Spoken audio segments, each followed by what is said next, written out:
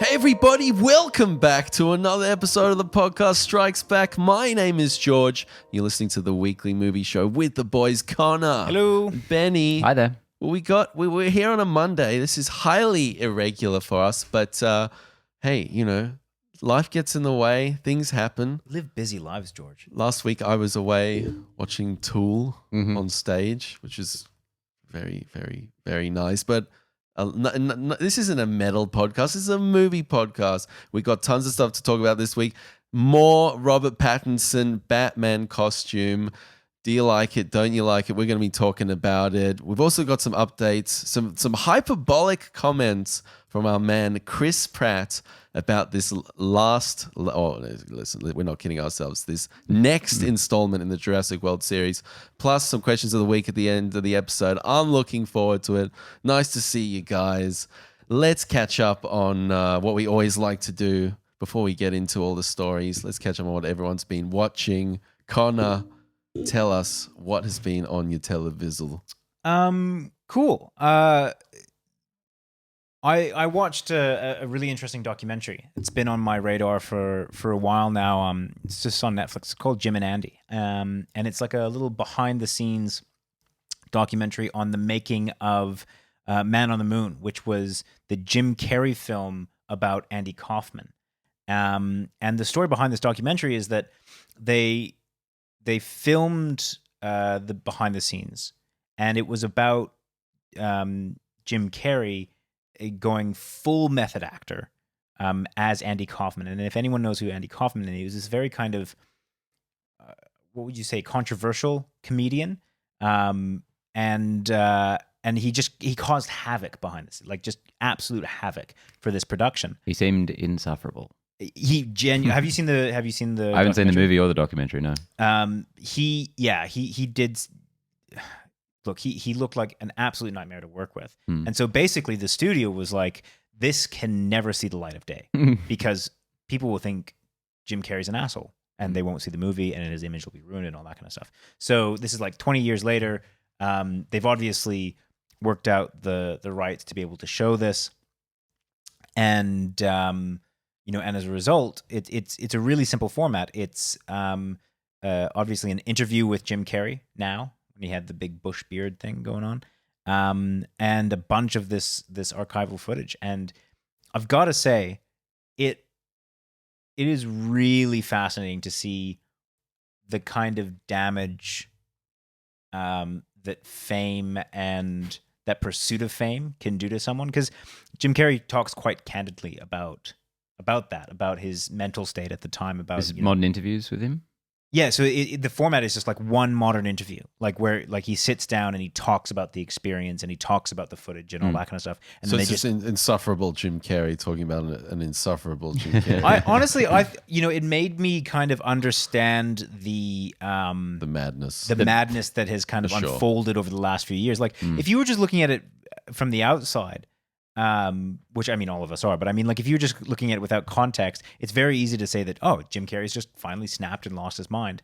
But having watched this, you kind of realize that this is like Jim Carrey was always putting on a face, and then he was just eventually like, I don't care if people think that I'm a nutbag, I'm just going to be me. And it's like incredibly cathartic. Like as crazy as the man sounds, he has some very interesting and I think well-developed thoughts. So yeah, really interesting. It made me want to revisit Man on the Moon as well, especially knowing that kind of the context into which it was made. Yeah, so really interesting documentary. So recommendation there? Yeah, definended. I think that's. You very much intrigued me with all of that. Whether you, and it doesn't, you don't have to have seen Man on the Moon as well. Like that's, I think he ended up getting an Oscar for it or something like that. Like it was well received.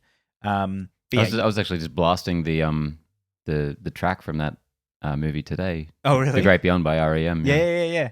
But not necessary to have seen it. This is very much about. You don't really even need to know who Andy Kaufman is. They kind of go through it. They splice a lot of footage of the actual Andy Kaufman, who, for context sake, Andy Kaufman died before they made the film. So it's it's wild. It's really a cool documentary. Sounds really interesting, man. Yeah, definitely check that out. Benny, what you got on your list, man? Well, I have been hitting up the Fantastic Film Festival Australia, Which we or the previewed not too long FFFA. ago. Yes, yes, which we talked about last week. Currently going on in Sydney and Melbourne, and I am absolutely loving it. The big highlights right now are Saint Maud, one I mentioned in our lead up. I think we've talked about There's the trailer still some before. sessions left of that one as well. Yeah, which I would really love to see again. Have to go see that one. Yeah, it's basically just about a very troubled young personal carer who used to be a nurse. Some bad stuff happened, and now she's a born again Christian, very deeply into her faith, and it feels off from the beginning and only gets worse as it goes on. All she can talk about is God, but it really feels like she's just courting the devil. It's absolutely outstanding, right through to the last frame. And I also checked out Chained for Life, which was Did we talk about that one? No. we talked about talking about it and then didn't talk about it. An amazing film starring a bunch of kind of very unique looking actors. In particular, the one of the guys from Under the Skin, very kind of extreme facial deformity, but a really fantastically charming performance he gives in this movie, which is about basically how Hollywood treats the differently abled, the different people who look very different, and how they're kind of exploited within the Hollywood system, but not in any kind of preachy way. It feels very much from their point of view, very charming, funny, sad, really interesting, kind of bizarre as well, and not giving any kind of easy answers, just a really interesting, unique experience. Presenting this problem to you and just being like, well, what do you think? Yeah, I cannot recommend both of those films enough, and I can't wait to check out what else the festival has. Yeah, man, I got to jump on that because that's going to be gone before we know it. This week, I watched a film that I missed from last year, which was Scary Stories to Tell in the Dark, a horror film produced by Guillermo del Toro, anthology kind of style, with these little adventures that happen along the way. And one that I was so excited to see. And this didn't make your top 10, did it, Benny? I think it's an honorable mention. No, because I found this like quite disappointing, to be honest.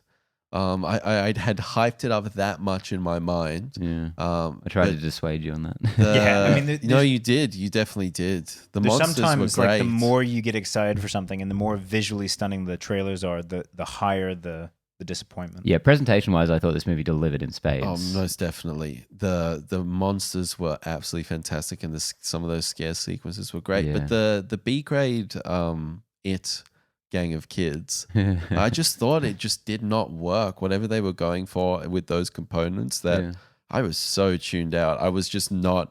You really have to. Something. You have to latch on to the characters, even though horror characters are often very thinly veiled. You still have to have something to latch onto to be scared. And I just felt like I wasn't connecting with these characters in this piece. But so, yeah, I thought amazing work in terms of practical effects and creature design and whatnot. But really, that's about it here. And some good sequences. I thought the toe, that short story they adapted, that scare at the end of that in particular was like outstanding. Yeah, that was good. But like the creature in the corridor, and I was like, what is this a Doctor Who episode? I liked all that. I'm a Doctor Who fan though, so I don't know. Yeah, I don't know. It just seems so. Yeah. Anyway, maybe I was expecting too much, but yeah, unfortunately, that was my week. Can't all be winners. Cool. Feel for me, man. No, I do. Let's get into something that I didn't mention at the end of the episode: Star Wars. We have some Star Wars news. Yes, this has just come to us. Director J.D. Dillard and Luke Cage writer Matt Owens have been tapped to develop a new Star Wars film for Disney. At this point, though, it is unclear whether it's going to be a theatrical release or a Disney Plus movie.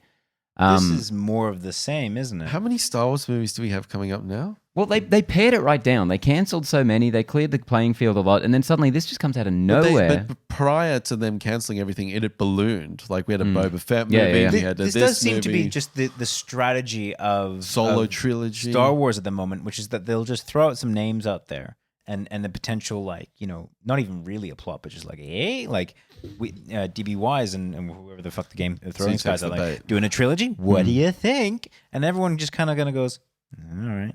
And I guess that's what makes this one more credible, because these are virtually unknown quantities. These guys, like, I actually did my due diligence. I watched the last film this guy directed just the other day. Is that Slight? No, that was his first film, I think. This was Sweetheart. It's like a little monster movie set on a desert island, which I jumped straight on because it's right up my alley. Yeah, it seems. Seems great. Yeah. When was that released? A couple of years ago, last year maybe. It was fine. It was very serviceable. A lot of strong elements, a lot of stuff that didn't quite cohere. But it did make me wonder, like, where has this guy come from and why are they getting him involved in this? Apparently, this director had a cameo in Rise of Skywalker. I think he played a stormtrooper, so he's clearly been working on some relationship with them for a little while now. No, sorry. So, I just remembered. But I've heard from Deadline, I think it is, a reporting that the plot of this movie is going to be set on Exegol. Exegol, yeah. That's actually what I've got up here, yeah. From Rise of Skywalker. This is something that I have said before with relation to these spin-offs, with relation to any of the kind of products that are coming out from Star Wars post Rise of Skywalker. I am not terribly interested in seeing more about the existing universe, or at least the existing storyline, the Skywalker storyline. What if Exegol is set 1,000 years in the future? Okay. Yeah. Or in the past? Future, past, fine. Yeah, because Exegol is not something that has, apart from a very non sequitur Darth Sidious in the last film, does not have any major ties to anything we've seen before, really. If that's the case, then I am far more willing to go down that road. The birth of the Sith. No. That would be sick. But, it may be awesome. I feel like that's too much like an origin story. Yeah, origin story. And that's not what I need. I need them to look at, I almost feel like a broken record at this point. I want them to look at Knights of the Old Republic, or that kind of time period, or even do something that has no relation to anything that we've seen so far. I've just recently started playing Fallen Order, which is the Electronic Arts that looks game. sick. And you know what? There's a lot of backstory in that I find really fascinating. And yes, it's all about the Clone Wars. That takes smack dab in the middle of the original and prequel trilogy. Just undone your whole argument. No. It's different medium, so I'm going to give them a pass on that one. Oh, okay. Fair enough. But it doesn't feel too, hey, this is the character that or this is the thing, and I've just started, so maybe they'll get into that. But they're talking about kind of more ancient civilizations and different aspects of that universe that aren't just, he doesn't bump into C-3PO, or at least he doesn't yet. That's the kind of thing I want to avoid. So just wait. Oh, really? Oh, you son of a bitch. I love that game. I really enjoyed that game. What I really appreciated was that it drew upon seemingly every era of Star Wars with the same kind of affection, as opposed to the new trilogy, which is fuck the prequels. It's all about the OT, man. This actually felt like it really came from a place of people who just adore everything Star Wars. Yeah. Which I kind of like that synthesis. Yeah. No, I totally get that. Because you're saying you want to do something that's completely new and unexplored, and so my point with Fallen, that game, is that there are aspects, obviously timelines, storylines that aren't dependent upon the major events of the the main storyline. The Skywalker game's storyline. about Order 66. No. I mean, in the sense of there's callbacks to ancient civilizations and ancient stuff. And that's what I'm thinking about. There is a larger universe here. It feels large, and there's lots that you could draw upon. So I should have been clear. That's my point. It's not necessarily that the game is not in that universe, because it very much is. It's that they are alluding to a larger universe. There's different cults. It's not just the Jedi and the Sith, right? There's I can't remember what it was. It's the Knights of Ren.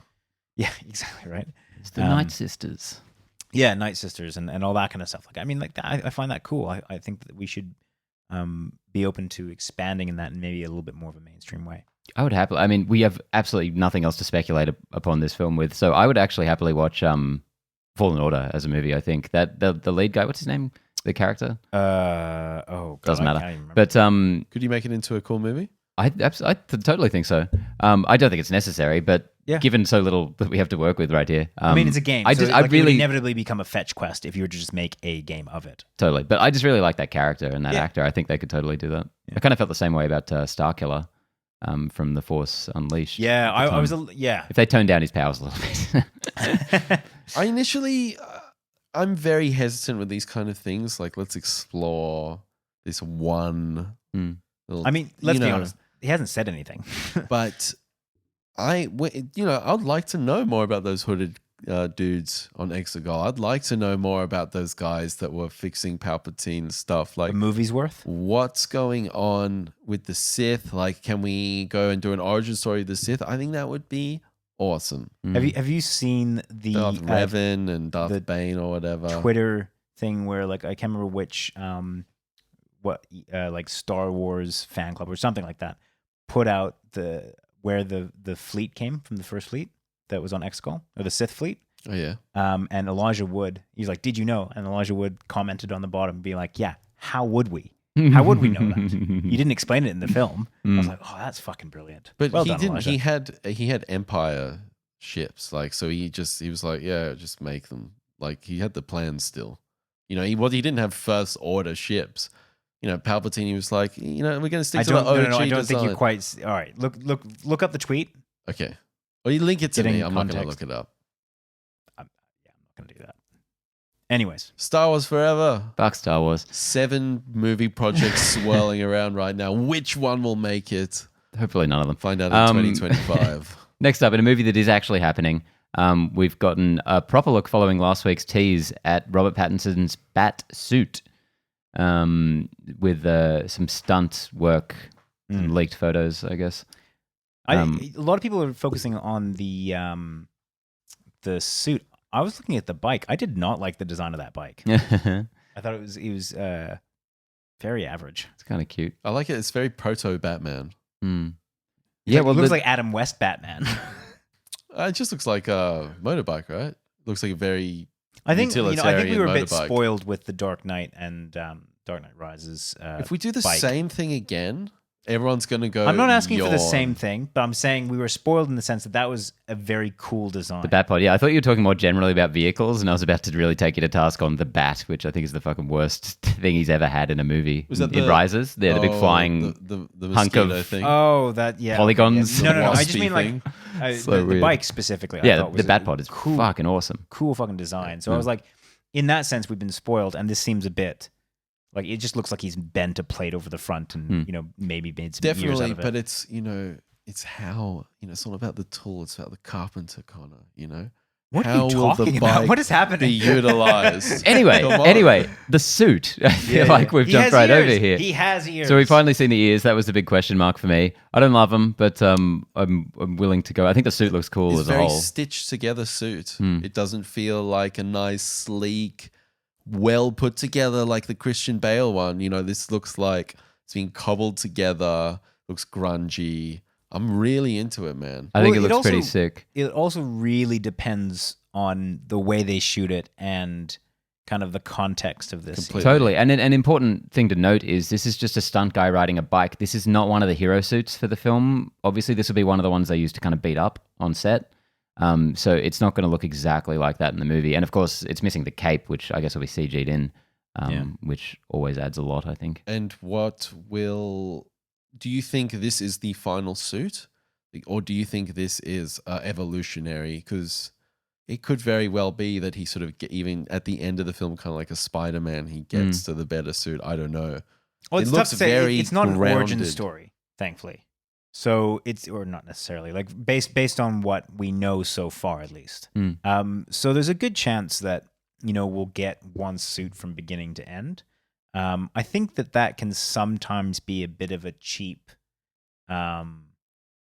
progression, like when heroes, you get this a lot with Iron Man and stuff like that. Is like he levels up, so he gets a new suit, and you kind of get the like little cheer.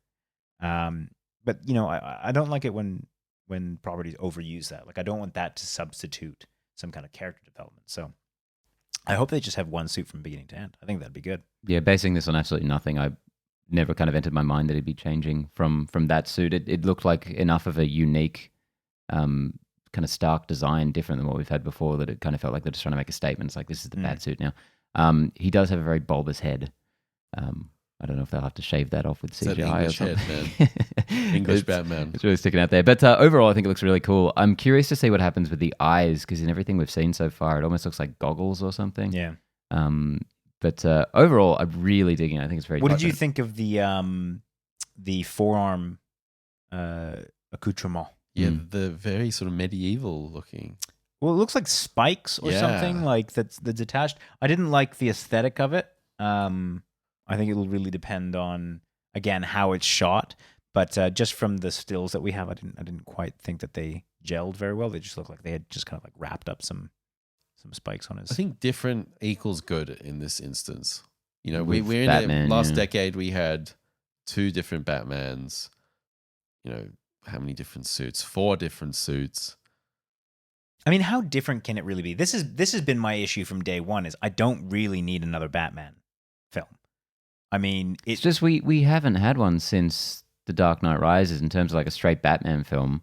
And Nolan's take already was such like an untraditional take on Batman. So I think enough time has passed and there's enough room for us to be like, okay, let's kind of do like a quintessential Batman again. I mean, how many? What would you define as having enough time, though? I mean, for me, 6 months is enough because I can't get enough of this shit. I think that there's such a wealth of characters out there in the DC universe, and I mean, so far, at least in the last, I don't know, 6 or 7 years, the ones that have done the best and or at least been to my sensibilities are the ones that aren't your Supermans, not your Batmans, like the really kind of staple of DC. They've been like, you know, Wonder Woman or Aquaman or I mean, it didn't do financially well, but I liked Birds of Prey. You know, unlike every other era of Batman, though, at least right now you can say they're not just doing Batman, because with every other time, that's all they've been doing. Yeah, and I think this will really kind of define whether that's still relevant. Like, you know what, you know, for me, I would have liked for them to have put the Batman away for a little while. It didn't. 3 different Batmans in the last 10 years just doesn't seem wildly necessary to me. The Warner Brothers board knows Batman equals dollars in the bank. That's all they know. You know? I mean, and Warner Brothers is just edgy enough and a director's studio. You know, look how many projects they've done with Nolan over the years. You know, they stay with their directors and they back them. And, you know, Matt Reeves has obviously got on their good side. They're saying go for it. You know, and they're going to chuck a shitload of money at the marketing. I think that's probably the conclusion I come to every time we talk about this, actually, which I'm just reaching again now, is I don't give a shit if it's Batman or not. It's Matt Reeves. Like, he made me like Planet of the Apes twice, which is impressive because it's not something I care about. And Batman, you know, I have my good days and bad days with, but I'm there to watch a Matt Reeves fucking superhero movie. That's what I'm there for. Yeah, very true. So do you then feel as though potentially that the Matt Reeves entry into the DC universe might be a little bit wasted? No, like, I think would you rather seen him do maybe a little bit more of a unique character or a unique take on a character? Because again, you can only make Batman so different or so unique. Yeah, I guess I was saying though, I don't think there's ever been like a really. Like, it's hard because obviously The Dark Knight is fantastic. Batman Begins is really good, but they are kind of not as superhero-y as a lot of these other movies. I don't know. I really think there's room to make a really good Batman film that pays its debts to the comics and isn't just kind of superficially like them in a lot of ways. You know, has supervillains and I don't know, just Batman who is able to fight and be a bit ninja-y.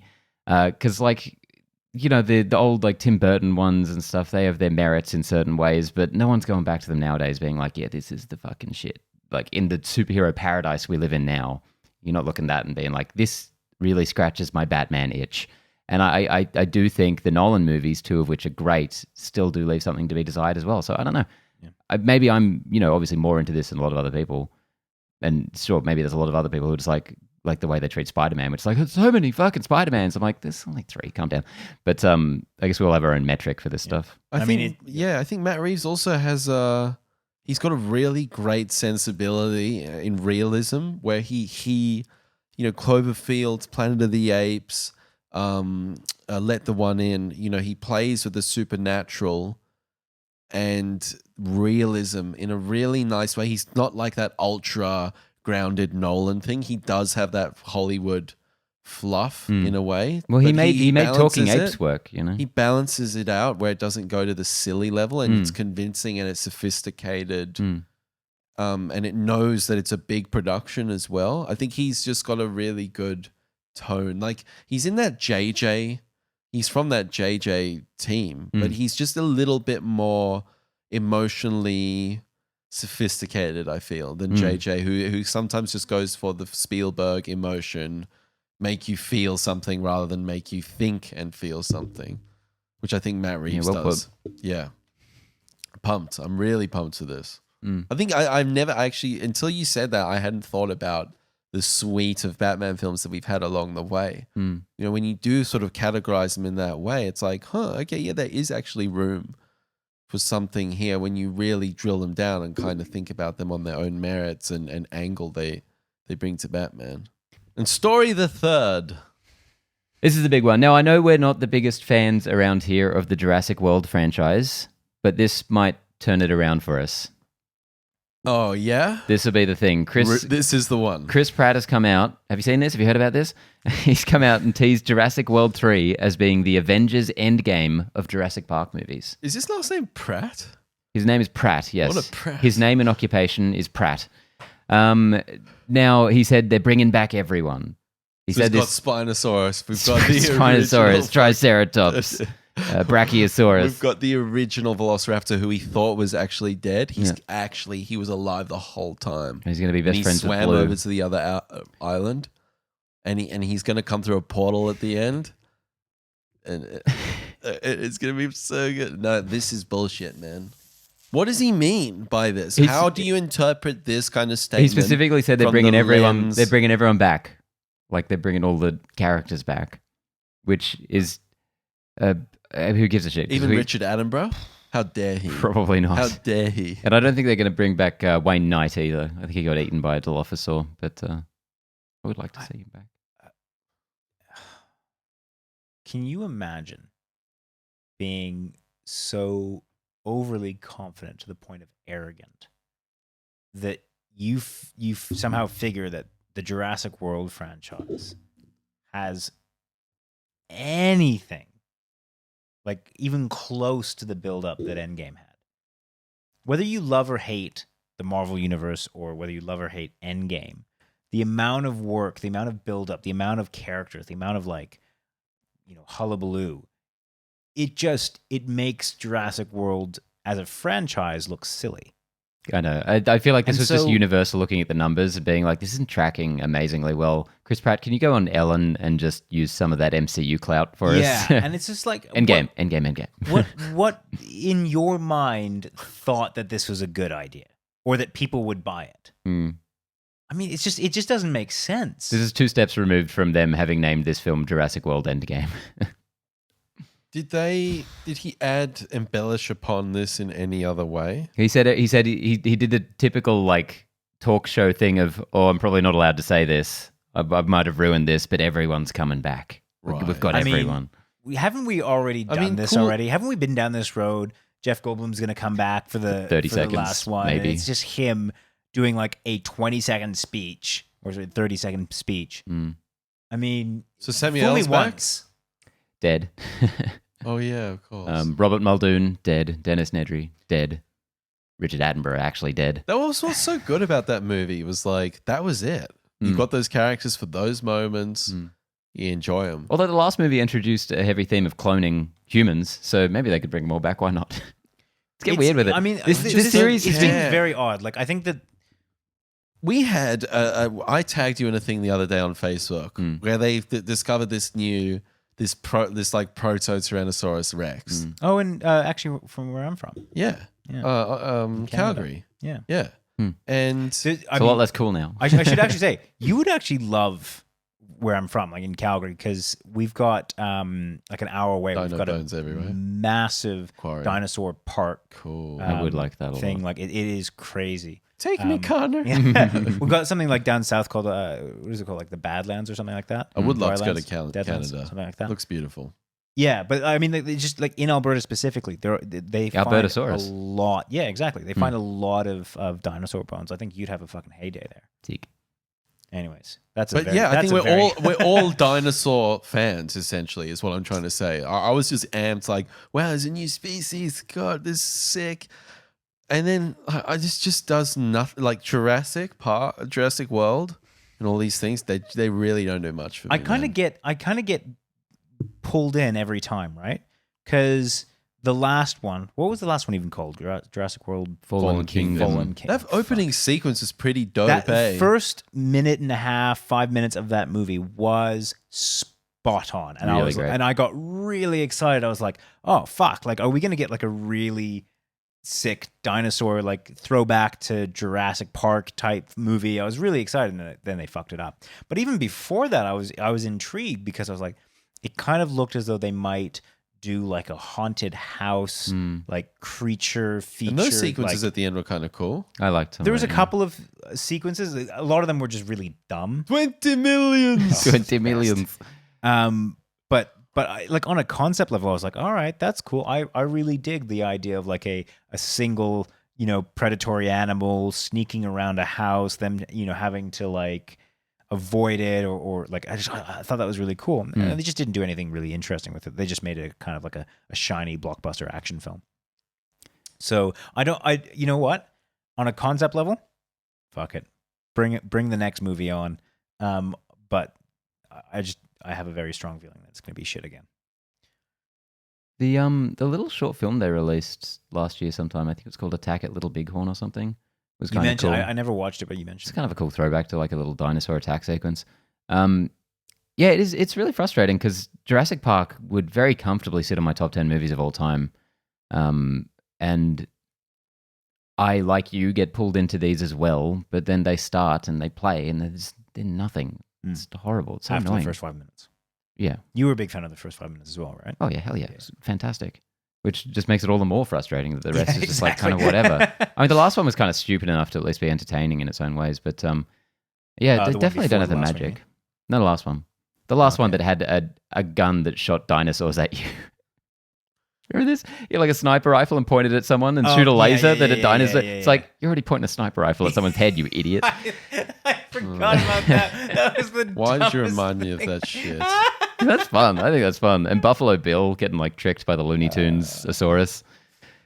Did you guys see the latest one of the latest Corridor Crews when they talked about they keep referencing back to the T-Rex from Jurassic Park and how amazing that was and how the texture on the skin of the creature is actually the washing.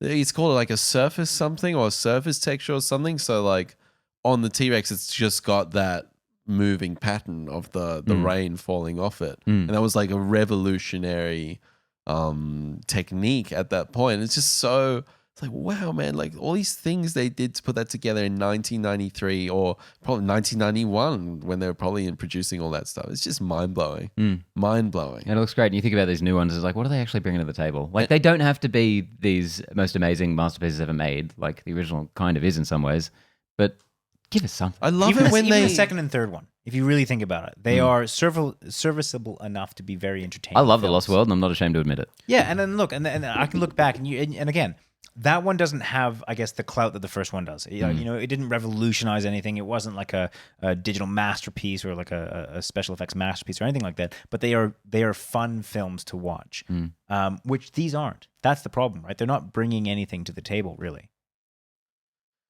They're servicing, like, I reckon the reason that they make money is because they are, the only movie now that is doing dinosaurs. It's like when you get a pirate movie. It's like one of the major draws is, here's a movie that you don't get that often, and it's about pirates. And you're like, cool, I haven't seen those in a while. You go to watch it. Same thing. What about Turok Dinosaur Hunter, the movie? Fucking do that shit. Yes. Yeah, I mean, like, again, That like, game the market's ruled. there. Dino Riders. Oh. How is Well, Dino it's, Riders not a thing yet? What a Pratt. Yeah, I don't like his public persona whatsoever. That guy. It is becoming more and more dislikable as time goes on, I find. Anyway. Listen, he's a nice enough guy. Allegedly. I mean, that's the problem. You never know, right? Like they put one image out into the world and you're like, cool, I guess. Yeah. Some of his values don't completely align with mine, but like he, I don't even mind that. He's really. he's genuinely seems like a half decent dude. I don't know. Bit. Next up, this one's for you, Connor. Eli Roth, of all people, has signed on to direct a Borderlands film from a script by Chernobyl's Craig Mazin. Oof. Yeah. So I know I'm obviously the one that's played Borderlands more than you guys. Have you played it at all? Or Tiny do you little have bit any kind of like... co-op. Okay. I've seen probably like 5 minutes of footage. Seen plenty of bus ads, if that counts. Yeah. Well, it does actually. It's like really invasive. One of the things that is really wonderful about that series is, in my opinion at least, is the writing. I think that there's a certain level of just really comedic writing that solidifies that series as one of my favorite. Well, if you're talking about comedy, you've got the writer of some of the scary movies here, so well, that's you're I in. was I was gonna. I chose to say Chernobyl. I'm saying what I liked about the series, which means that that is what needs to be translated onto the screen. I think that kind of I don't even know how to describe it's almost this kind of like absurdist level of humor that is I guess entrenched in the games. This kind of insanity. So I think from the insanity standpoint, from the kind of balls to the walls, crazy, hands in the air, for that aspect of this, Eli Roth probably isn't a bad choice with that. Like, he's got some skills. And unsurprisingly enough, this movie was greenlit 4 or 5 years ago at this point, shortly after the success of Mad Max. Yep. Because you can see the connection stylistically there. Very similar. So yeah, I think that Eli Roth is a good fit. I'm not terribly fussed with what was his name, Craig Mazin. He's a really cool dude. He was on the Chernobyl podcast. Yeah, he's done a lot of more poppy pulp shit. Yeah, like not that great stuff. Yeah. And he was just on it for Chernobyl. But listening to him talk, he's like so smart and eloquent. He's a really cool guy. And now he's actually, I think he's doing all of the HBO podcasts. He was interviewing Linda Loft. Yes, yeah. For the podcast. That's how good he was as a podcast host. He's a really, really cool dude. If he brings that level to this, then I'm 100% on board. They've got the IP, like they've got the source material is pretty rich. And I don't even mean in the terms of the actual story, like the plot points. I would hope that they would do something different than the main plot points that are in the games.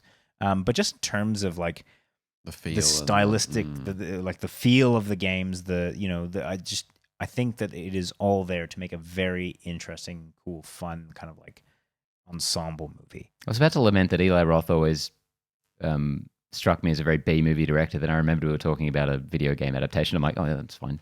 Yeah, I mean, and this is the kind of movie that you would hope that Eli would sort of unleash on, not in terms of like the gore aspect that Eli brings to it. I think that they need to be a little bit more. I'd say.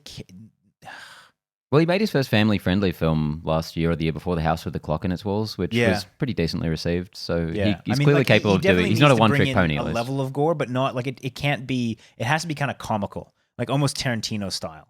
Like where it's like, I mean, Eli Roth has a style where you kind of go like, oh, I didn't. We don't want Hostel here. Yeah, exactly.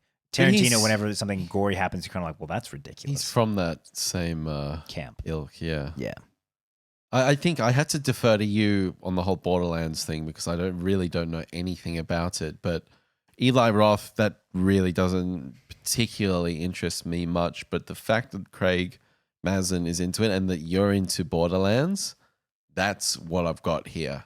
And that is actually, doesn't sound like much. But it's actually getting me pretty interested. Look at some Borderlands trailers. Look at like maybe some cutscenes. I can't, dude. It'd be like 10 minutes on YouTube. I just can't. And you'll get like a general understanding of like the style that they go for. Send it to me.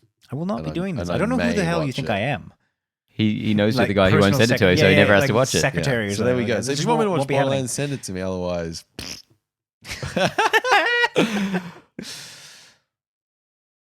Hello. Well done. Ben, what time is it? What time is it, George? It's the time of a trailer. 4 years in, we got this format on lock. Fuck. That was amazing. Hello. I just don't like being prompted. I didn't want to play your little game. I'm not going to play your fucking game. The dancing monkey. All right, for trailer time, we Brilliant. have one trailer this week because we are recording on a Monday, and often a lot of these trailers come out tomorrow.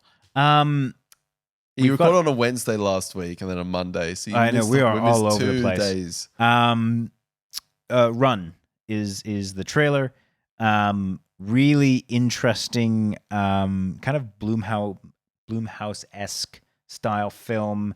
Psychological thriller releasing on Mother's Day, which I absolutely love. Brilliant marketing. I chucked it on here, of course, because it's from the writer-director of Searching, the John Cho film from a couple of years ago that was one of my absolute favorites of that year. Yeah, the main draw of that being that it was a different kind of format, like the medium was took place played entirely on a computer screen, so you're just looking at Skype windows and emails and shit. But so unlike Unfriended or whatever, delivered on the concept really good. and delivered on story. Absolutely, and yeah. character. Yeah, so I'm very keen to see a director who I feel showed so much skill and promise in a very specific style of filmmaking to jump over to something a bit more traditional. Yeah. And this looks like, on the surface, quite an ordinary, you've seen it a bunch of times before, but there's a few different things in this trailer that keeps me guessing and thinking, like, where is this going? Like, what is the relationship between these characters? And I think there's a lot more to it. So, as Searching did as well. Searching had so much more to it, and the trailer did show a lot, but it was just very densely packed film, and I'm getting the same feeling here. Yeah, very exciting. Very. I'm interested to see if he plays with the format. Because that, again, like that's one of the strengths of Searching. I really was surprised to see it actually did like do the full on like go into a computer window. Someone was typing something in, like it looked like it could have been a shot from Searching, even though it was just someone on a computer. Well, he's good at it, so run with it. Cool. Sarah Paulson looks good in this. I'm pumped. Run 2020. Run to the cinema this Mother's Day. Mother's Day. You can have that whichever studio is releasing this. Hey, $20. I don't want it. I think it's A24 that's distributing in the States, I believe. Nice. Which makes sense. Very good. I looked up A24's credits or like filmography. And I was actually surprised at how few films they've actually produced. I'd say 90 to 95% of the films that are on their they website, buy at festivals, yeah. They just distribute. They don't. Very smart. I mean, I think they've done it. Like, listen, there's a million ways to skin a cat. If you're a movie studio, there's many different ways you can go. But for that strategy that they're going for currently, they've built up such great rep for just hand-picking great projects. Well, do you know what their first movie? I can't even remember what it's like 2016. called. It wasn't that long ago, right? It was like something. It was one with Charlie Sheen. Hot Shots Part 2. No, it's Damn. something like the Legend of Charlie the Third or some shit like that. I looked it up on Rotten Tomatoes. It was like 12% on Rotten Tomatoes. It was a fucking bomb. Pretty good for a Charlie Sheen movie. I'm judging them all on that. And fuck I was just like, I was so surprised. You bullshit hacks. Because like it has such this like ironclad reputation for this kind of quality. In a particular somewhere, thing. dude. Come I on. know. I'm not Give saying him like a break, bro. I'm not criticizing for that. I was just like, personally, I was surprised. I thought that was really funny because I was like, it's just the kind of movie that, given their rep now, you would have never thought that they'd have been associated with, and you're just like, oh, it's wild to see where they've gone from like in their first film to what they're doing now. They have since destroyed all copies. Yeah, exactly. I was like, I'm surprised they've got it even on their website. Like, that's a bold move.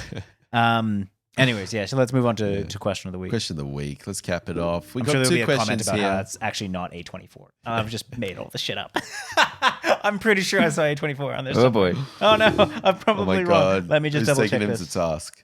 All right, we got a question or two this week. We love hearing from you guys, so hit us up with a question for next week. Come on. First one from our boy Drew Torres. Hey, Drew. Coming swinging this week, bro. Huh? How old do you think we are, man? Here we go. This is a great question from Drew here. What's your opinion on how movies have transitioned from film to digital aesthetic-wise? Do modern audiences even notice? Also, same thing for modern cinematic versus TV aspect ratios. Do these things impact storytelling or overall visuals? Didn't think so. If I can jump straight in. Definitely. Before you do, can I just make the correction? It's not A24. It's Lionsgate. Dumb produced and distributed. Yeah, A24 rocks. You owe them an apology, which will be formally delivered next episode. Unless it was really good, in which case, I don't know. I want to some parchment with blood. All right? Fucking all right. Jesus. So, yes, to address Drew's question, working in a cinema, I would say general audiences have no idea. No, completely. When we do show film, we have to explain in great detail what the difference is, and they're thoroughly uninterested and oftentimes complain about it being worse because they're fools. But yeah. How good is that, the complaint about how it's worse? It's like they come out of Dunkirk and be like, yeah, it was flickering a little bit. I'm like, yeah, it's fucking film. It was gorgeous. Yeah. Anyway, personally, I don't... I'm not someone who has a real strong preference for one or the other. I think they both have their merits, and I think where digital cinematography is at the moment, it can do some amazing, amazing stuff. I mean... Look at Roger Deakins doing. Exactly. Like some of my favorite stuff is digital, some of it's film. I don't have a preference. I do feel like I can at least appreciate the difference to some extent, though. I like it. I like it when people sit somewhere in the middle, and like a very kind of like an answer like yours, because you have some people that get really elitist about this. I'm like, you can fuck off. Like trying to say that if it's not film, it's not good or some shit like that. Or then the other, like, it does make a difference.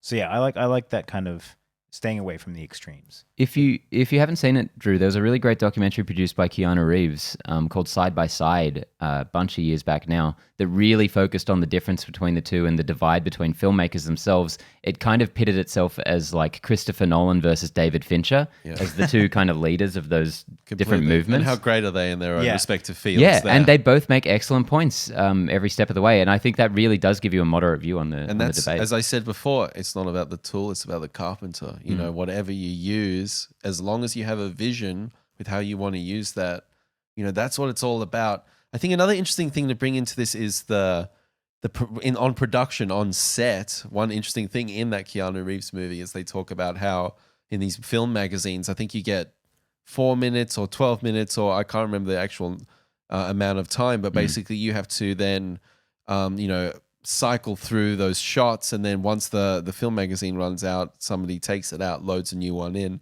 and there's a period of time to set everything up again. Yeah. So the set has kind of like this ebb and flow to it, which can give actors like an opportunity, or at least people who are in favor of using film on this front, like the fact that, hey, I get a minute to kind of like, okay, I can think about things for a sec and just, okay, I'm going to do that. Collect your thoughts for a moment. Whilst digital is just an onslaught. David Fincher, you're doing 140 takes in a row, and there's not going to be a moment in between because the hard drives are just instantaneous. Swap it over, straight in. Yeah. So it not only affects the image, but also affects how the actors are on set, which is another totally interesting thing to this that I never appreciated before.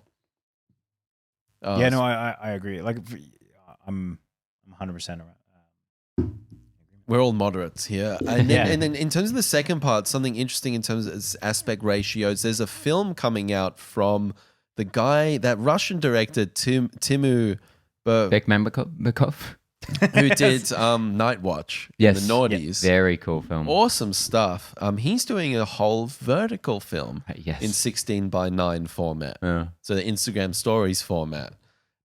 This is within a year of the Alamo Drafthouse doing a whole April Fool's prank about opening a new cinema screen, a vertical screen. Oh, for real? Yeah, and then, truth is stranger than fiction, I guess.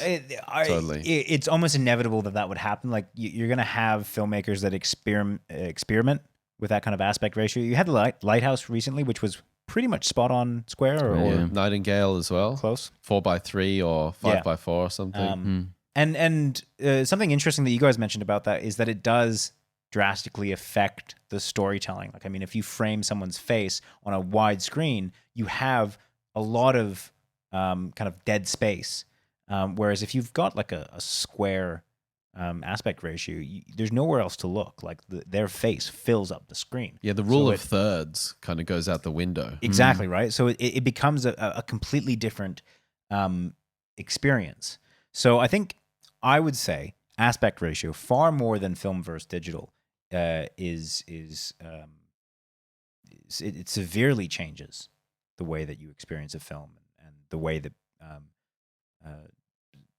directors storytell.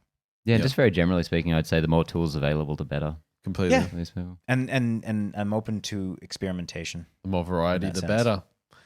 We've got another question here from our boy Jake Travakis. Thanks for sending this in, man. I feel like the producer's cut of Halloween 6 is better than the theatrical cut overall. It's not a perfect film, but it is better than the other two cuts. That's one big example I can think of where studio interference made the film better rather than worse. I actually just rewatched it as I have the whole Halloween series collector's edition on Blu-ray. Hey, I really want to borrow that, man, so shoot it over. I've wanted Here's to my watch, address. I've wanted to watch the whole Halloween series since the last Halloween came through. So 123 Fake Street, mail it over, and I'm just kidding. But I do really want to watch these, and I think it's cool that you've watched them all. It's such the Halloween franchise is mental. But anyway, back to this question: is studio interference good, bad?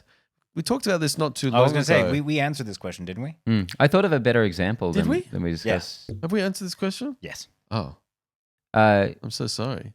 not this specific. No, we've one. asked it. We've asked one in this realm, but not this specific one. Yeah, and I thought of a really good example It's after we this recorded. specific one. I think it was from Jake Travakis. Yeah. I don't know. Well, we're talking Yes. to you again, Jake. Well, we're going again. Anyway, because I did think What of is a better. happening? I thought of a better example, which was Yeah. Paranormal Activity, which was like an $11,000 indie film. No production. Absolutely, that got picked up by interference. a studio. Spielberg, I think, had a look at it and gave some suggestions, and they completely reshot the ending to be something that I found to be so much more impactful. Something about that movie, and I'm a big fan of it, but something about that movie that really stuck with me to this day is the way that movie ends, where initially it kind of just fizzled out. So like it just involved Katie just being on camera and the cops come in and just shoot her and it sort of ends. Whereas it actually the original version. So there's two It's versions. the original, yeah. And was that released theatrically? it might maybe for test screenings, but I don't Okay. think it was ever properly Right. widely released. And then you get the actual like proper real cheap jump scare ending, Yeah. but it had such an effect on audiences. Oh, so good. Mm.